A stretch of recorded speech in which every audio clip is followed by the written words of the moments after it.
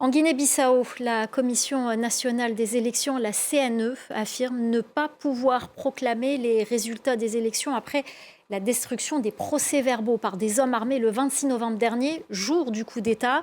Une mission de la CEDEAO chargée de la médiation avec les autorités de transition est arrivée à Bissau ce mardi. La correspondance régionale d'Aminatou Diallo. Face à la presse, la CNE est revenue sur le saccage de son siège. Sont désignés de responsables. L'institution affirme que des hommes armés encagoulés ont fait irruption dans ses locaux le 26 novembre, au moment où les premiers tirs retentissaient à Bissau. Les assaillants ont fait irruption dans le bâtiment où des agents compilaient les résultats électoraux. Ils ont menacé le personnel, procédé à des arrestations, puis saccagé le matériel administratif et détruit les procès-verbaux. Selon la CNE, des documents en provenance d'autres régions destinés à la capitale ont également été interceptés.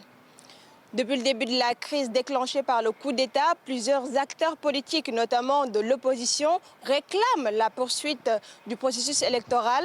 Mais dans ces conditions, la CNE reconnaît son incapacité totale à finaliser le scrutin du 23 novembre et par conséquent à proclamer des résultats.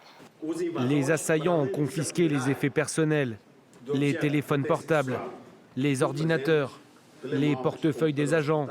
Ils ont totalement détruit les installations de la Commission nationale des élections. Des documents, des ordinateurs, des équipements annexes, ainsi que les procès-verbaux de dépouillement, les originaux qui s'y trouvaient, ont tous été emportés.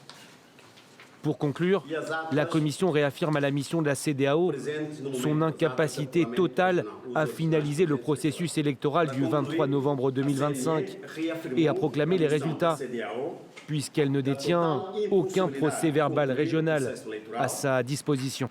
Lundi, une mission de la CEDEAO est arrivée à Bissau pour relancer la médiation avec les autorités de transition. À l'issue de leur rencontre, les autorités ont évoqué des échanges fructueux.